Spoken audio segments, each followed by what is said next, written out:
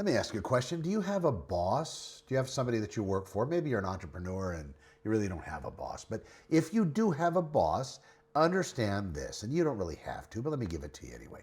Police officer pulls you over, right? You always want to tell them, don't you have anything better to do? Well, actually, they probably don't have anything better to do.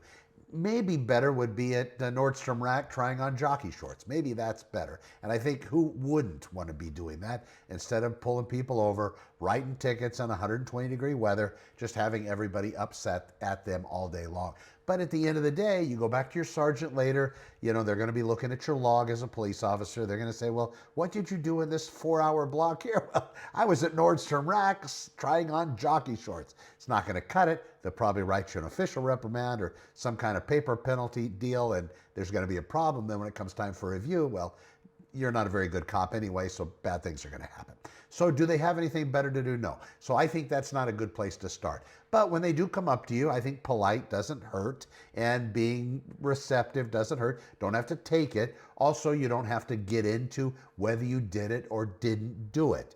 Maybe you don't remember. Maybe you never violate the basic speed law. Maybe you have no idea as to what they're talking about. It could happen. In fact, if it's not the stop sign that you're 20 feet away from, that they say that you rolled through it, maybe you have a good case in not admitting to what they're saying that you did. Now, I'm not saying lying, don't misunderstand, but the more that you say, more than likely is going to come back on you later. Everything's recorded now. Back in the day when I was slinging tickets like AI Slop, those types of recordings were ones that we made. We carried our own recorders with us, not because the department said to, but when you're writing so many tickets, so many citations, people are going to bound to not really like what you do, and people are going to make complaints. In some cases, complaints, of course, you need to make them because the cops are absolutely out of line.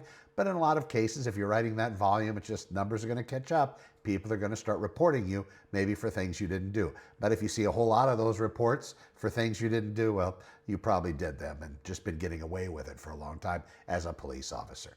But you need to record the evidence. You need to be a good witness, just like they are when they're encountering you, speaking with you, and explaining to you what you did do, what they think you did do, and then also why they don't have anything better to do at the time.